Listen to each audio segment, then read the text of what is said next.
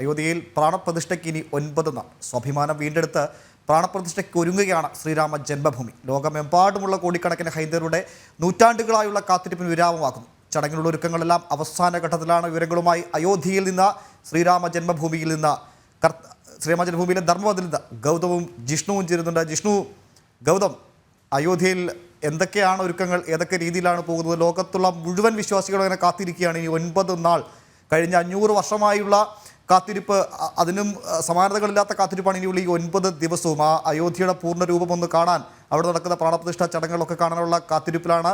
ഓരോ നിമിഷം കഴിയുന്തോറും ആകാംക്ഷയും കാത്തിരിപ്പും ഒക്കെ അതിൻ്റെ പാരമ്യതയിലേക്ക് എത്തുന്നു. എന്തൊക്കെയാണ് അയോധ്യയിലെ ഏറ്റവും പുതിയ വിവരങ്ങൾ, വിശേഷങ്ങൾ?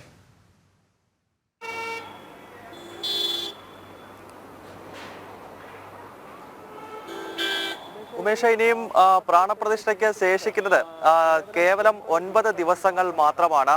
8 പകലുകൾ കഴിഞ്ഞാൽ പ്രാണപ്രതിഷ്ഠ നടക്കുന്ന ജനുവരി 22 നമുക്കറിയാം. അതിന്റെ സമയം 12:20 രാംലല്ലയുടെ പ്രാണപ്രതിഷ്ഠ ഭാരതത്തിന്റെ പ്രധാന സേവകൻ നരേന്ദ്രമോദിയുടെ നേതൃത്വത്തിൽ നടക്കുന്നത്. എന്തായാലും വളരെ വിപുലമായ ഒരുക്കങ്ങൾ, ഉമേഷ് ചൂണ്ടിക്കാണിച്ചതുപോലെ വളരെ വിപുലമായ ഒരുക്കങ്ങൾ അയോധ്യ നഗരത്തിലെങ്ങും നടക്കുകയാണ്. ഞാനും ജിഷ്ണുവും ഉള്ളത് ധർമ്മപത്തിലാണ്. ധർമ്മപത്തിന്റെ ഒരു പ്രത്യേകത എന്നത് അയോധ്യ നഗരത്തിലേക്കുള്ള ഏറ്റവും പ്രധാനപ്പെട്ട പ്രവേശന കവാടമാണ്. ഉത്തർപ്രദേശിന്റെ തലസ്ഥാനമായിട്ടുള്ള ലക്നൌവിൽ നിന്നും 136 കിലോമീറ്റർ സഞ്ചരിക്കുമ്പോൾ ഇടത് ഭാഗത്ത് വലിയ കമാനത്തോടു കൂടിയാണ് ശ്രീരാമ ജന്മഭൂമിയിലേക്ക് രാമഭക്തരെ ധർമ്മപത്ത് സ്വാഗതം ചെയ്തത്. ഇവിടെ ദൃശ്യങ്ങളിൽ കാണാം സൂര്യസ്തംഭമാണ്. അതായത് ധർമ്മപത്തിന്റെ ഇരുവശങ്ങളിലുമായി സൂര്യസ്തംഭം സ്ഥാപിച്ചിരിക്കുന്നു. അതായത് ഭഗവാൻ ശ്രീരാമൻ സൂര്യവംശത്തിലാണ് പിറന്നത്. അതിനെ സൂചിപ്പിച്ചുകൊണ്ടാണ് ഭഗവാൻ സൂര്യദേവന്റെ വലിയൊരു ആർച്ചോടുകൂടി അയോധ്യയിലേക്കുള്ള പ്രവേശന കവാടം തുടങ്ങുകയാണ്. ജിഷ്ണു, എനിക്ക് തോന്നുന്നു ജിഷ്ണു ഒരു 2 വർഷങ്ങൾക്ക് ശേഷമാണ് അയോധ്യയിലേക്ക് എത്തുന്നത്. ഞാൻ ഇടയ്ക്കിടയ്ക്കൊക്കെ വന്നു പോകുന്നുണ്ടായിരുന്നു, അതിനാൽ ഈ മാറ്റങ്ങൾ കാണുന്നുണ്ടായിരുന്നു.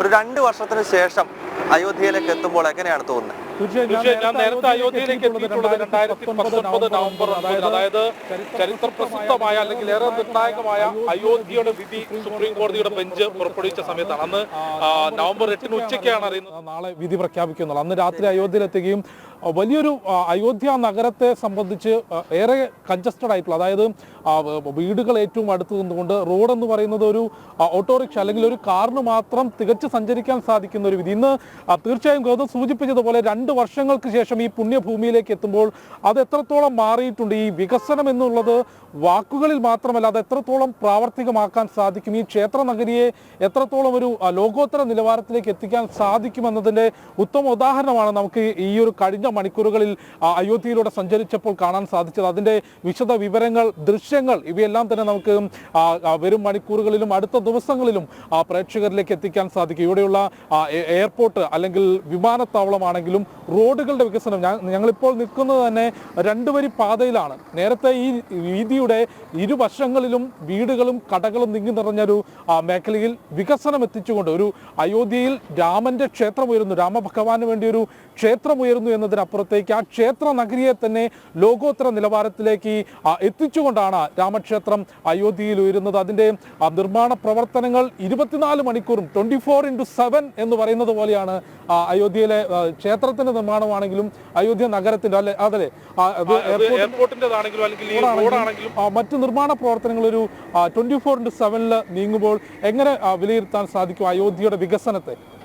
അയോധ്യയുടെ വികസനം ജിഷ്ണു ശരിക്കും വലിയ ഒരു ചർച്ചാ വിഷയമാക്കേണ്ടതാണ്. കാരണം ജിഷ്ണു സൂചിപ്പിച്ചതുപോലെ തന്നെയാണ് അയോധ്യയിൽ മുൻപ് വന്നിട്ടുള്ള ആളുകൾക്കാണ് ഇവിടെ ഉണ്ടായിട്ടുള്ള മാറ്റത്തെ പറ്റി ഏറ്റവും കൃത്യമായി പറയാൻ സാധിക്കുന്നത്. ഒരുപക്ഷെ ആദ്യമായി അയോധ്യയിലേക്ക് എത്തുന്ന ഒരു രാമഭക്തനെ സംബന്ധിച്ച് അയോധ്യ എന്ന് പറയുന്നത് ആ വരുന്ന വ്യക്തിയുടെ മനസ്സിൽ ഒരുപക്ഷെ ലോകത്തിലെ തന്നെ ഏറ്റവും വലിയ തീർത്ഥാടന കേന്ദ്രങ്ങളിൽ ഒന്നാകും. കാരണം നമ്മൾ ഈ നിൽക്കുന്ന ഈ പ്രവേശന കവാടം ധർമ്മപത്ത് മുതൽ അങ്ങോട്ട് സഞ്ചരിക്കുമ്പോൾ നമുക്ക് കാണാൻ സാധിക്കുന്നത് വളരെ അത്യാധുനികമായ, എന്നാൽ ത്രേതായുഗത്തെയൊക്കെ ഓർമ്മിപ്പിക്കുന്ന രീതിയിലുള്ള വലിയ ആർച്ചുകൾ, നമ്മൾ രാമായണത്തിലെ അയോധ്യാകാന്ഡത്തിലൊക്കെ വിവരിക്കുന്ന രീതിയിലുള്ള കാഴ്ചകളാണ് എല്ലാ രാമഭക്തർക്കും മാത്രമല്ല ഓരോ വികസനത്തിനും അല്ലെങ്കിൽ ഓരോ വികസനം വളരെ കൃത്യമായി രാജ്യത്തിന്റെ സാംസ്കാരിക പാരമ്പര്യത്തെ, അതായത് എന്താണോ രാജ്യത്തിന്റെ മൂല്യം അത് മുറുകെ പിടിച്ചുകൊണ്ടാണ് വികസനം മുൻപോട്ട് കൊണ്ടുപോകുന്നത് എന്നുള്ളതാണ്. തീർച്ചയായിട്ടും അത് തന്നെയാണ്. അപ്പോൾ സ്വാഭാവികമായും ജിഷ്ണു സൂചിപ്പിച്ചതുപോലെ ഭാരതത്തിന്റെ സാംസ്കാരിക തനിമ, നമ്മുടെ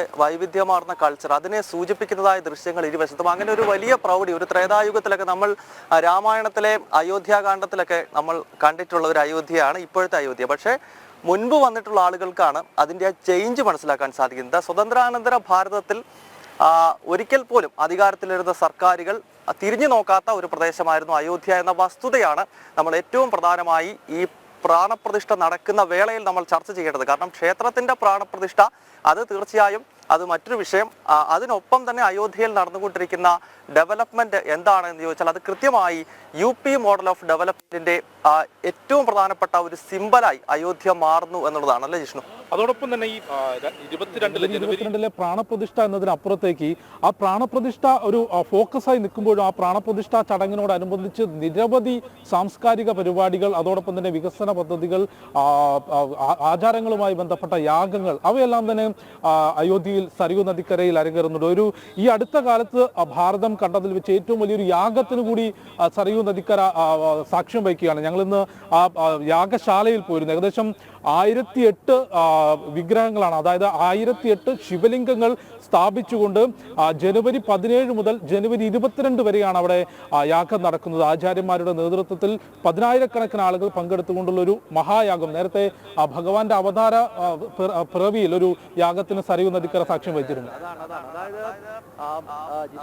സൂചിപ്പിച്ചതുപോലെ സരയൂ നദിയുടെ തീരത്ത് ഭാരതം അടുത്ത കാലത്ത് കണ്ടിട്ടില്ലാത്ത വിധത്തിലുള്ള വലിയൊരു യാഗം തുടങ്ങാൻ പോവുകയാണ് ഈ പ്രാണപ്രതിഷ്ഠയുമായി ബന്ധപ്പെട്ട്.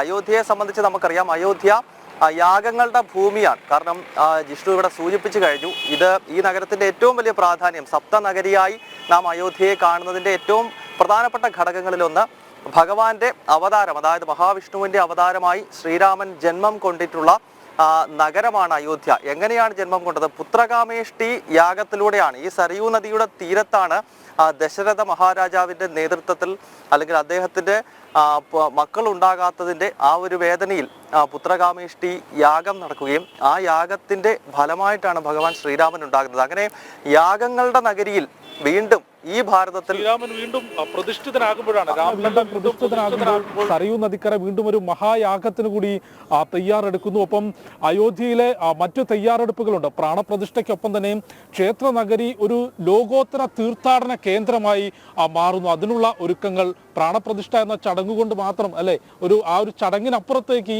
ഈ രാംലല്ലയുടെ പ്രതിഷ്ഠയും ശ്രീരാമന്റെ പുനഃപ്രതിഷ്ഠയും അതോടൊപ്പം അയോധ്യ എന്ന ക്ഷേത്ര നഗരിയുടെ ലോകോത്തര നിലവാരത്തിലേക്കുള്ള തയ്യാറെടുപ്പുകൾ, അല്ലെങ്കിൽ ഒരു ലോകോത്തര നിലവാരത്തിലുള്ള തീർത്ഥാടന കേന്ദ്രമായി മാറുന്നതിന്റെ തയ്യാറെടുപ്പുകൾ, അതുമായി ബന്ധപ്പെട്ട നിരവധി വിവരങ്ങൾ, വാർത്തകൾ, വിവരണങ്ങൾ അതെല്ലാം തന്നെ വരും ദിവസങ്ങളിൽ നാളെ മുതൽ തന്നെ നമുക്ക് വളരെ കൃത്യമായി പ്രേക്ഷകരിലേക്ക് എത്തിക്കാൻ സാധിക്കും. അതിന്റെ വാർത്തകൾ, പ്രത്യേക റിപ്പോർട്ടുകൾ, ഇതുപോലെയുള്ള ലൈവ് ചാറ്റുകൾ, ഇതെല്ലാം തന്നെ നമുക്ക് അടുത്ത ദിവസങ്ങളിലും എത്തിക്കാൻ സാധിക്കും. ഉമേഷ്.